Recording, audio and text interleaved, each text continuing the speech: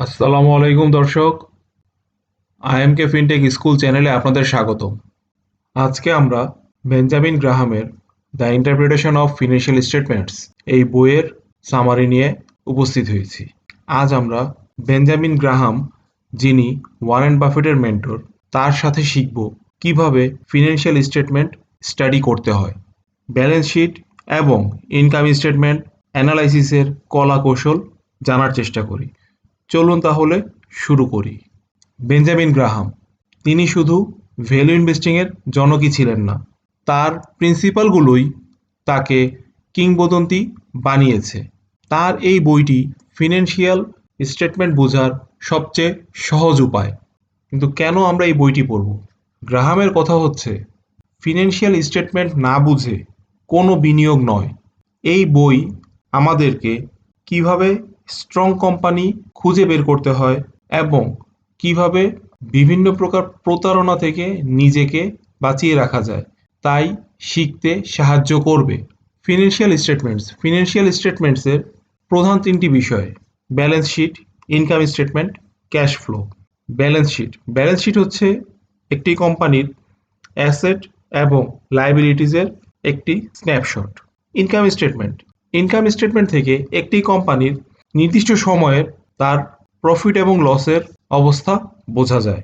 Cash flow, এই স্টেটমেন্টের মাধ্যমে আমরা বুঝতে পারবো এই প্রতিষ্ঠানে নগদ বা ক্যাশ কিভাবে বা কোথা থেকে আসছে এবং কোথায় যাচ্ছে। গ্রাহামের গোল্ডেন রুল হচ্ছে কোয়ার্টারলি নয়েজের উপরে নজর না দিয়ে বরং লং টার্ম ট্রেন্ডের দিকে ফোকাস করা। ব্যালেন্স শিটের কিছু গুরুত্বপূর্ণ টার্ম যেমন কারেন্ট অ্যাসেটস, ক্যাশ বা ইনভেন্টরি, যে সকল ইনভেন্টরি দ্রুত বিক্রয় হয়ে যাবে। লং টার্ম লায়াবিলিটিস, অর্থাৎ যে সকল দায় 1 বছরের পরে পরিশোধ করতে হবে। এবং শেয়ার হোল্ডার্স ইকুইটি, অর্থাৎ মালিকের পরিমাণ কতটুকু। এখানে তিনি খেয়াল রাখতে বলেছেন, যদি ইকুইটির চাইতে ডেট বেশি হয় তাহলে এটি একটি ওই প্রতিষ্ঠানের জন্য রেড ফ্ল্যাগ। ইনকাম স্টেটমেন্টে যে সকল বিষয় আমাদের দেখতে হবে, প্রথমেই গ্রস প্রফিট, অর্থাৎ একটি প্রতিষ্ঠানের রেভিনিউ থেকে তার কস্ট অফ গুডস সোল্ড বাদ দেওয়ার পর তার গ্রস প্রফিট পাওয়া যায়। তারপর খেয়াল রাখতে হবে তার অপারেটিং প্রফিট, অর্থাৎ অপারেটিং খরচ বাদ দেওয়ার পর তার অপারেটিং ইনকাম কতটুকু থাকছে। এবং সবশেষে নেট প্রফিট, অর্থাৎ ইন্টারেস্ট এবং ট্যাক্সেস পে করার পর তার নেট ইনকাম কত থাকছে। এখন এই তিনটি প্রফিটেবিলিটির মধ্যে খেয়াল রাখতে হবে যে এদের মার্জিন কি কমে যাচ্ছে কিনা। যদি কমে যায় তাহলে এটি একটি রেড ফ্ল্যাগ এবং সেখানে বেঞ্জামিন গ্রাহাম সাবধান থাকতে বলেছেন। গ্রাহাম সাহেব কিছু রেড ফ্ল্যাগের কথা উল্লেখ করেছেন। যদি কোনো কোম্পানির প্রফিটেবিলিটির চাইতে তার ডেটের পরিমাণ বেশি বৃদ্ধি পায় তাহলে এটি ওই প্রতিষ্ঠানের জন্য একটি রেড ফ্ল্যাগ।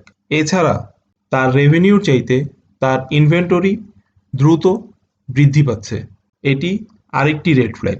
এছাড়া ওই প্রতিষ্ঠান তার ফিনান্সিয়াল স্টেটমেন্টসে যদি খরচ লুকানোর জন্য ক্রিয়েটিভ অ্যাকাউন্টিং করে তাহলে এটি আরেকটি রেড ফ্ল্যাগ।